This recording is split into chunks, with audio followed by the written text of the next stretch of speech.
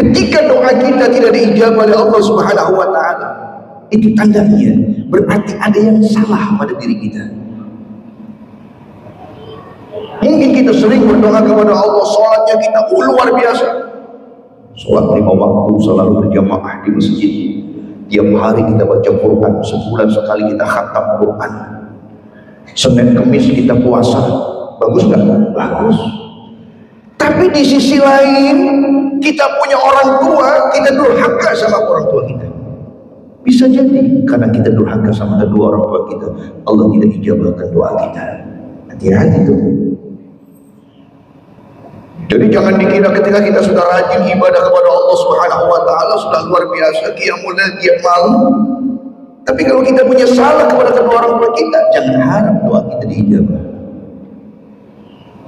Istri biar kata solehahnya solehah, bukan main.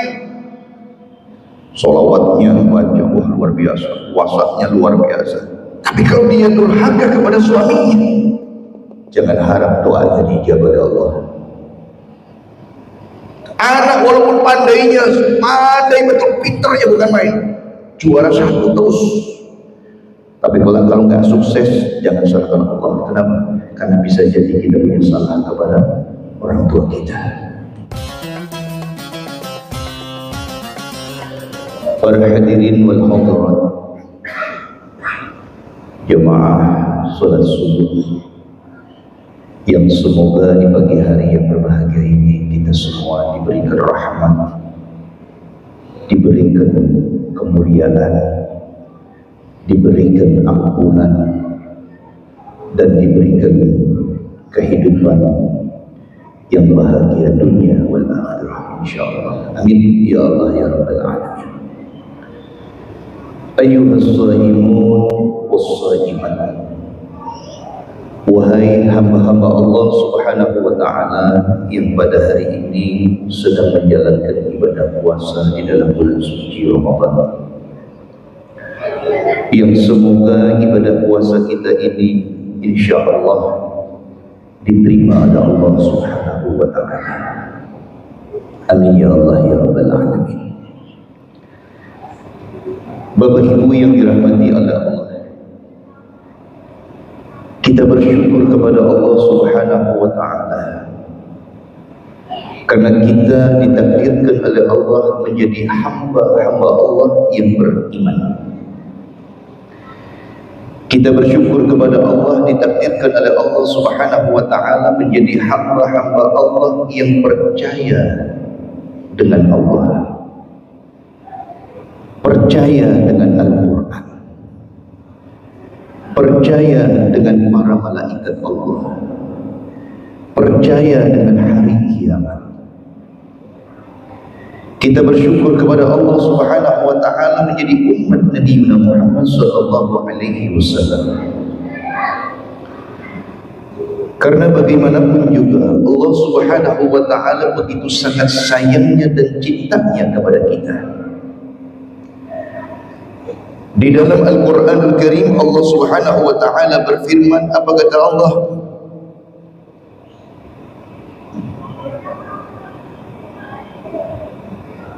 Wa kana bil mu'minina rahimah. Saya itu begitu sayang dan cinta kepada hamba-hambaku yang beriman. Ketika kita menjalankan ibadah puasa Ramadan, tidak mungkin kita akan bisa menjalankan ibadah puasa Ramadan kalau seandainya di dalam hati kita tidak ada keimanan kepada Allah. Makanya coba kita tengok, kita lihat firman Allah yang memerintahkan kita untuk berpuasa. Ya ayyuhalladzina amanu kutiba alaikumusiyam. Wahai hamba-hamba Allah Subhanahu wa taala yang beriman, diwajibkan kalian berpuasa. Yang dipanggil, yang diundang oleh Allah adalah hamba-hamba Allah yang beriman. Jadi ketika kita memiliki keimanan kepada Allah Subhanahu wa taala, Allah undang kita untuk berpuasa, kemudian kita mampu melaksanakan ibadah puasa di dalam bulan suci Ramadan, itu tandanya kita beriman kepada Allah. Oleh karenanya bersyukur kita kepada Allah Subhanahu wa taala kita bisa menjalankan ibadah puasa di dalam bulan suci Ramadan ini. Hadirin wal hadirat rahimakumullah. Pada kesempatan pagi hari yang berbahagia ini saya diberikan tema tentang waktu yang mustajab ketika kita berdoa, khususnya di dalam bulan suci Ramadan. Kapan? Ketika kita berdoa kepada Allah Subhanahu wa taala, kemudian doa kita itu diijabah oleh Allah. Waktu yang terbaik ketika kita bermunajat kepada Allah agar doa kita diijabah oleh Allah Subhanahu wa taala itu kapan waktunya? Yang pertama, waktu di mana doa kita diijabah oleh Allah di dalam bulan suci Ramadan ini adalah sepertiga malam. Sepertiga malam itu jam berapa kira-kira? Jam 00 sampai jam 03 pagi. Itu sepertiga malam. Jam 2, jam setengah 3 pagi, jam 3 pagi, atau setengah 4 waktu kita menjalankan ibadah sahur. Disitulah ketika kita berdoa bermunajat kepada Allah Subhanahu wa taala, waktu yang terbaik kita berdoa. Satu. Yang kedua adalah ketika kita sedang menjalankan ibadah puasa di dalam bulan suci Ramadan. Jadi ketika perut kita lapar, tidak makan, tidak minum, ketika kita mampu mengekang hawa nafsu kita di dalam bulan suci Ramadan, ketika kita berpuasa karena Allah, disitulah ketika kita berdoa meminta kepada Allah, maka doa kita akan mustajab.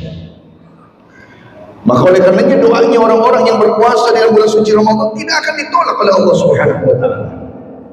Makanya ayyuhas shaimun was shaimat, ketika kita berpuasa di dalam bulan suci Ramadan ini, di waktu siang, ba'da zuhur, ba'da asar, berdoalah kepada Allah Subhanahu wa taala.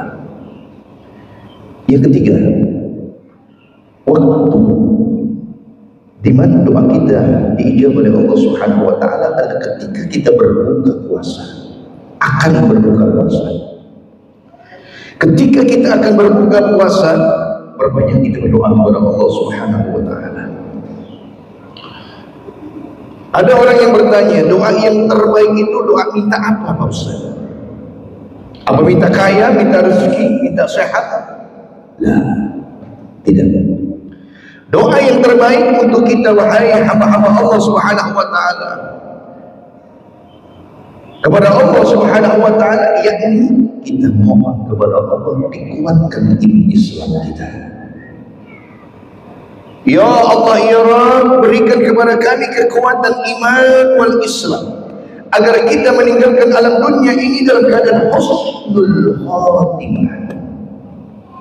Itu yang kita harapkan. Walaupun kita jabatannya tinggi, kaya raya kita hidup di dunia ini, banyak hartanya, tapi kalau matinya kita di akhir hayatnya tidak membawa iman dan Islam, alangkah ruginya kita. Mudah-mudahan kita semuanya insyaAllah meninggal dunia dalam keadaan husnul khatimah.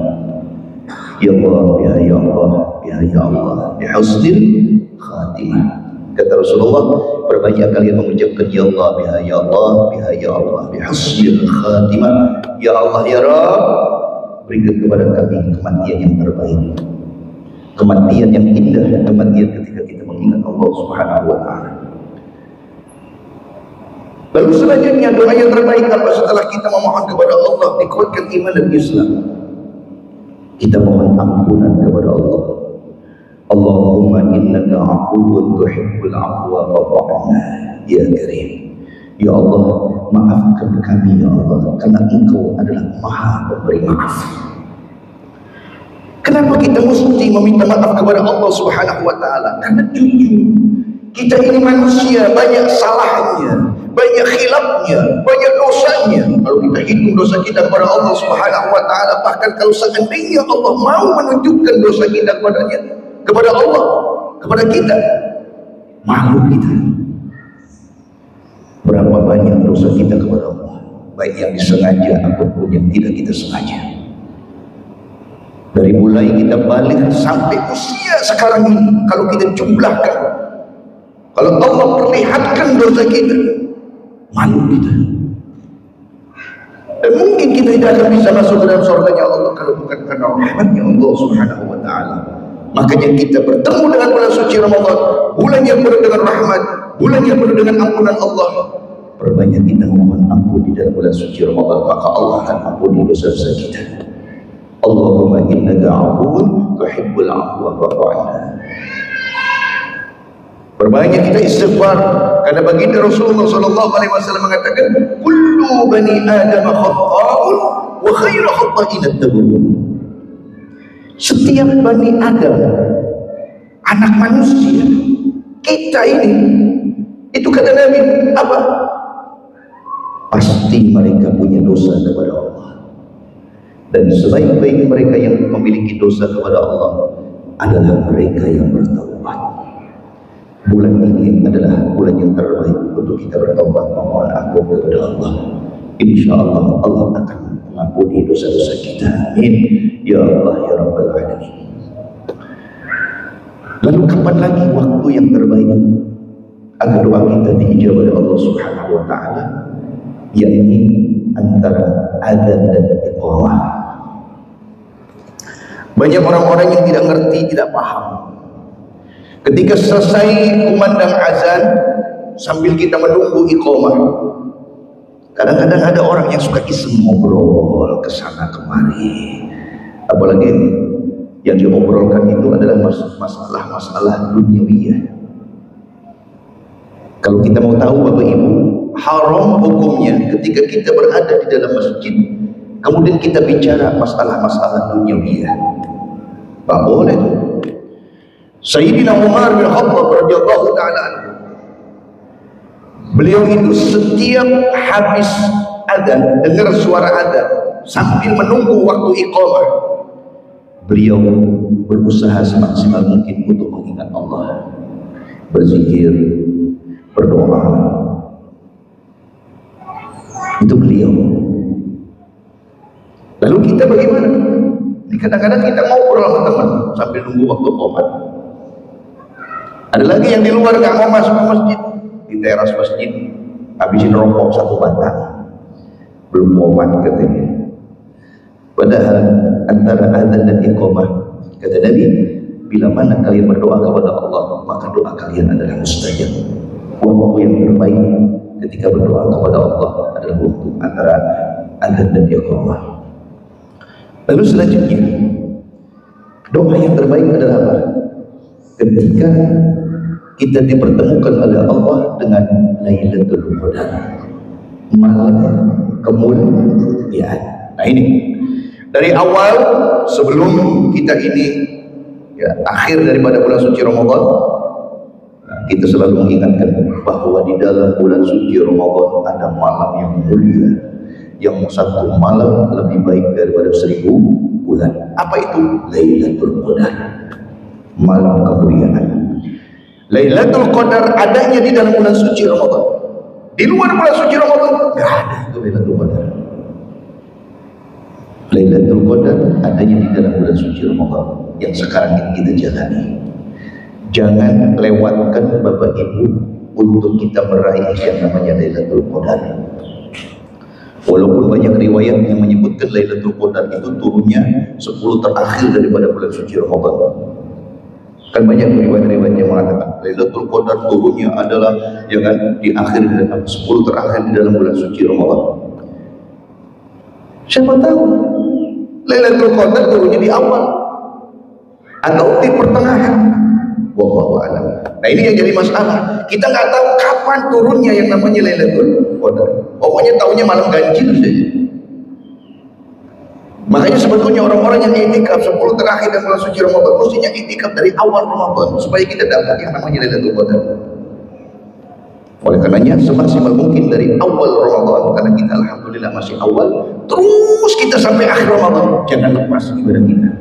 Tarawihnya kita, tadarus Al-Qur'annya kita, terus qiyamul lailnya kita jangan lepas sampai nanti akhir Ramadan. Insya Allah kita pasti akan dapat yang namanya Lailatul Qadar. Ini kadang-kadang enggak awal Ramadan nyantai, Lailatul Qadar kan terakhir datangnya. Jadi di awal Ramadan nyantai, pertengahan nyantai, baru 10 terakhir wah kita kebun. Jangan begitu. Dari awal kita mesti istiqomah biar kita mendapatkan Lailatul Qadar insyaallah. Mudah-mudahan kita semua yang hadir tempat ini tahun ini ya di bulan suci Ramadan kita semuanya dapat Lailatul Qadar insyaallah. Amin ya Allah ya rabbal alamin. Ini Bapak Ibu kalau saya doain enggak ngomong amin ini. Ngantuk kalian. Amin Pak, kalau ada orang doa begitu amin ucapkan insyaallah, walaupun nggak ngomong tapi dalam hatinya ngomong amin, mudah-mudahan. Amin ya Allah ya rabbal alamin.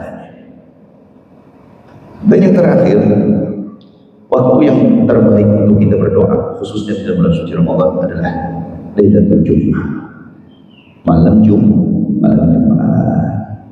Ya, sebetulnya sih kalau bulan suci Ramadan mau malam apa saja yang bagus, namanya juga bulan Ramadan. Tapi ada ulama yang mengatakan malam Jumat adalah malam yang terbaik ketika kita berdoa, karena ada 5 malam yang doanya tidak akan ditolak oleh Allah. Di antaranya apa? Ya salah satunya malam Jumat. Nah, makanya bapak-bapak kalau malam Jumat utamakan banyak berdoa kepada Allah Subhanahu wa Ta'ala, karena doa kita insya Allah akan didengar oleh Allah dan diijabah oleh Allah Subhanahu wa Ta'ala.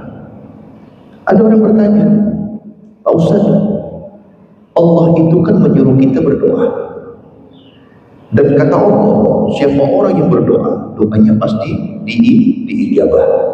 Ud'uni astajib lakum. Tapi Pak Ustaz, saya doa kepada Allah tiap malam, bangun malam sampai mata itu meneteskan air mata, menangis saya, minta kaya tapi nggak kaya-kaya, minta supaya utangnya lunas, alhamdulillah utangnya malah banyak, bukannya lunas malah tambah banyak utang. Ini bagaimana Pak Ustaz?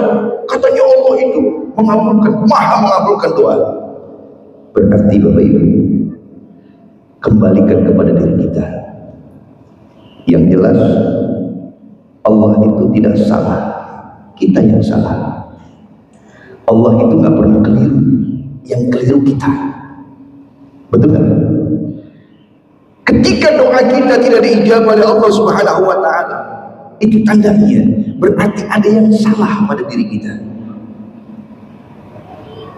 Mungkin kita sering berdoa kepada Allah, sholatnya kita luar biasa, sholat 5 waktu selalu berjamaah di masjid, tiap hari kita baca Quran, sebulan sekali kita khatam Quran, Senin Kemis kita puasa. Bagus nggak? Bagus. Tapi di sisi lain kita punya orang tua, kita durhaka sama orang tua kita. Bisa jadi karena kita durhaka sama kedua orang tua kita, Allah tidak ijabahkan doa kita. Hati-hati tuh. Jadi jangan dikira ketika kita sudah rajin ibadah kepada Allah Subhanahu wa Ta'ala, sudah luar biasa qiyamul lail tiap malam, tapi kalau kita punya salah kepada kedua orang tua kita, jangan harap doa kita diijabah. Istri biar kata solehahnya solehah, bukan main. Solawatnya baca luar biasa, puasanya luar biasa, tapi kalau dia durhaka kepada suaminya, jangan harap doanya diijabah oleh Allah. Anak walaupun pandai betul, pinternya bukan main, juara 1 terus, tapi kalau nggak sukses, jangan salahkan Allah. Kenapa? Karena bisa jadi kita punya salah kepada orang tua kita. Maka oleh karenanya, hadirin wal hadirat rahimakumullah, yang terpenting bagi kita adalah ketika Allah Subhanahu wa Ta'ala memerintahkan kita untuk berdoa, perbanyak kita berdoa. Yakinlah bahwa setiap doa yang kita panjatkan pasti akan diijabah. Banyak Pak orang berdoa minta sama Allah, itu seakan-akan doanya itu apa? Gak sampai katanya kepada Allah, gak yakin, ragu kepada Allah. Jangan. Sebagai hamba Allah Subhanahu wa taala yang beriman, yakinlah bahwa setiap kita berdoa, bermunajat kepada Allah, itu pasti doa kita diijabah. Tapi lama Pak Ustaz diijabahnya. Sabar. Hidup itu ada proses. Betul nggak? Orang sukses itu ada nggak prosesnya? Ada. Nggak mungkin orang itu lahir langsung jadi orang kaya, enggak. Ada prosesnya Bapak Ibu. Sama ketika kita memohon kepada Allah Subhanahu wa taala, saya yakin setiap orang berdoa mohon kepada Allah pasti doanya yang enak-enak. Nggak mungkin tuh doa kepada Allah mintanya yang nggak enak. Ya Allah kasih saya sakit, nggak ada tuh. Pasti kita mintanya apa? Ya Allah berikan kami kesehatan. Kalau rezeki, ya Allah saya minta rezeki yang banyak. Wah, belum pernah dengar tuh Pak. Ada orang doa, ya Allah beri saya rezeki dikit aja, nggak ada tuh. Pasti mintanya yang banyak. Kalau umur, mintanya yang apa? Yang apa? Yang berkah yang panjang? Yang panjang. Orang banyaknya minta umur yang panjang. Padahal kata ulama, kalau orang doa minta umur sama Allah, mintanya jangan yang panjang. Yang apa? Yang berkah. Seandainya Allah kasih kita umur panjang, panjangnya berkah. Seandainya Allah sebaliknya kasih kita pendek, pendeknya berkah. Minta yang berkah, jangan yang panjang. Kita kalau doa mintanya yang panjang, betul nggak? Ya Allah, panjangkan umur saya ya Allah. Dikabul sama Allah. Tetangga udah meninggal, saudara udah meninggal, sekampung udah meninggal semua, sendiri di kampung. Bingung nggak gitu? Ya Allah, kenapa saya sendiri nih? Kata Allah, bukannya kamu minta panjang umur, kata Allah. Ya, makanya kita minta berkah. Ya Allah, berkahi umur saya ya Allah. Seandainya Allah kasih panjang, panjangnya adalah berkah. Seandainya Allah kasih umur kita pendek, pendeknya adalah berkah.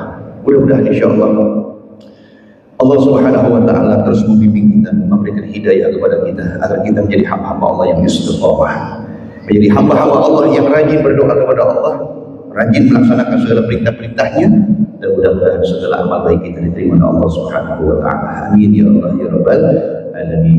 Barikillahumma lana fi syahri Ramadan. Barikillahumma lana fi syahri Ramadan.